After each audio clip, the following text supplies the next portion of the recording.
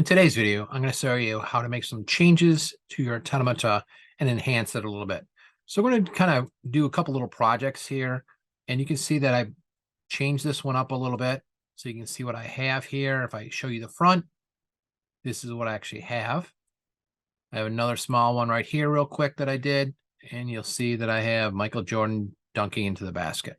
So that's kind of what you're going to be aiming at in the next week. You're going to create your own automata. So let's get started. So here's my original. Now we need to make some changes to this. First thing is I probably want to get rid of the center parts here, the follower and the follower guide, because I may need to change some of my holes. So I'm just going to go down and get rid of the roller. So I'm just going to delete it. I'm going to delete the follower or the follower guide, and I'll delete the follower. And you're also going to have to delete your cam because you're going to have to create part of the activity is you're going to have to create your own cam. So I'm going to delete the cam. So I'm going to start off with just a simple box. Now, I wanted to make some changes to my top because maybe I want to have 2 holes or maybe I want to have 3 holes. So I need to change my top here. So what I'm going to do is I'm going to just open up my top. And there's my top. There's my original top. So what I want to do is I'm going to actually look at this hole here that I made. So here's the hole. I can, down on my timeline, I can touch it. I go to the sketch right next to it. I'm going to right click and edit that sketch. Now I can see that I have 1.875 from the front edge to the center of that hole. That's going to be a critical number. That's something you have to remember because these holes are not centered on this part. They're offset just a little bit because of the notch that we have in the back. So 1.875 is a number you'll have to remember. That's one thing you can do it. So let's finish this sketch. What I can do is I can come back up here and I'm going to put a new sketch on. And we'll slide it back up. Now, if I know I'm going to use the same hole, I can be in luck. So I'm just going to make a line from the center of this hole straight across. And I can then actually, if I want, I can turn that into a construction line. And now that's going to be any hole I put on there is going to be lined up with my axle underneath. So I can come back here and I can put another hole in. And we know the diameter of the holes have to be 0.5. So I can see that hole in there. I can finish that sketch. And then I can come down and I can extrude, make sure I grab both halves. And I can bring that down and cut a hole down through there. So that looks good. Now, maybe I don't want this hole. Right? Maybe I don't want this hole. So what I could do is actually I can come back down here and I could delete it, but I would have to remember that number, 1.875. That's one thing I could do. Or I could just come back here again, make a new sketch, make a circle right on top of that one, finish that sketch, and then I could just fill that hole back in. So fill it in, 0.25, make sure that down here it says join and not cut. And I could just fill that hole back in. I still have all my geometry from it before. So if I had to go back and see what that number was, and the number was 1.875 for my model, you could do that. So now I just filled that in. So now I have this hole. So what I want to do is I want to hit save. Okay, so now I have just changed that top. So now I'm going to do is I'm going to go back to my automata. Oh, it looks the same. My hole hasn't changed. Well, it actually has. So up here, you're going to see this little yellow triangle, and that's kind of telling me, hey, something's changed. I'll also see it on the top of my part right here. So what I'm going to do is I want to come up here, and I just want to double click that. And what that's going to do is going to update my part. And as you see, as it updates, boom, there's my hole. So now I could go back in. I could take a new cam. I could get a new follower.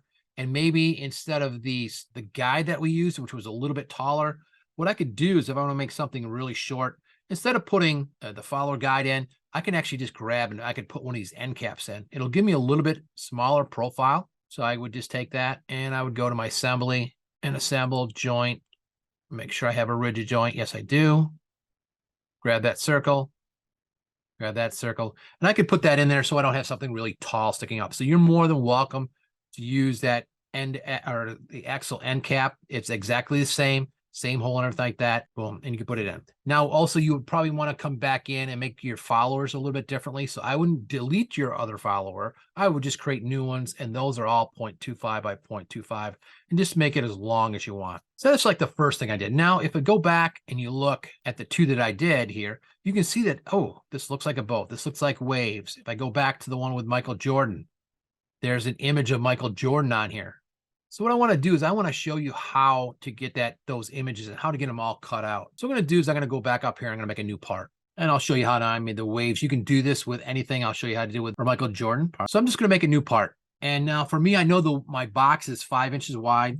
So I'm just going to put 5 here. For the height, I'm just going to leave it maybe 3. It doesn't really matter for the height because I know I'm going to be cutting it out. I'm going to go to extrude, and I'm going to extrude that 0.25. It doesn't really matter what big you make it. Next thing I want to do is I want to make sure that I go out and grab an image that you want to put on here. Now, I've already done that. I've already gone out and grabbed a couple images. So once you've got your image, make sure you know where you're going to save it. You're going to go up here to Insert, and you go to Decal. And mine is on my desktop, so I'm going to scroll to my desktop, and there's my waves right there.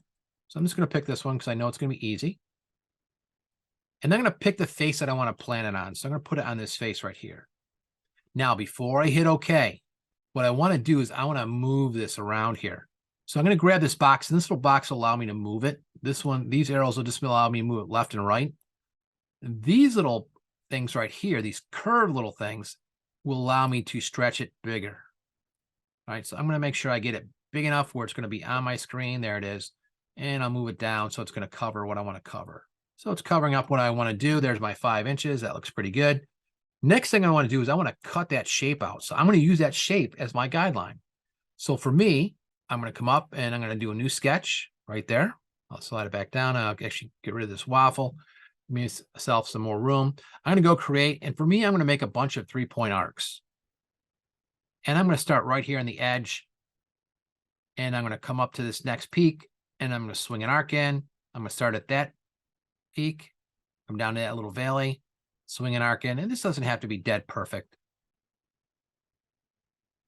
Okay. And I'll pan over a little bit. And you can see what I'm doing here. I'll put an arc down here. I'll go from here up to this point. And I'll put a little bit different one in there. Keep coming back. Go from that point. Maybe that point. I'll put this big one in. And then I'll just finish it off right here like that. So now I have this in there. And we'll hit OK. The next thing is I'm going to put a large box around this. And you'll see why I'm putting that large box around. The other last thing I might want to do just to make sure is I'm going to start from that endpoint and go right down to that box, right from that endpoint to that box corner, and right from there, right to where I ended my wave. So now I'm going to go finish my sketch. And I'm going to extrude. Well, I'm going to extrude that outside box, but then I'm going to grab all this. This is what I'm going to cut and get rid of. So I'm not going to grab my wave. Usually we'd grab that, but now this time I'm going to grab everything but, and I'm going to go into isometric mode so you can see what I'm doing. And now I'm just going to go cut. And I know my thing is 0.25 wide, so minus 0.25. Boom. There's my wave. So I like how that's looking. So what I wanted just to do is go up, and we can call that. And I already have a couple waves, but I'll call that wave 5 or wave 4. And now I could use that in my box. I could go out and grab anything. If I wanted to maybe grab a crowd scene and put it in front or behind Michael Jordan's image, I could do that. With Michael Jordan's image, what I did is, let's see if I can open that up for you and show you my sketch.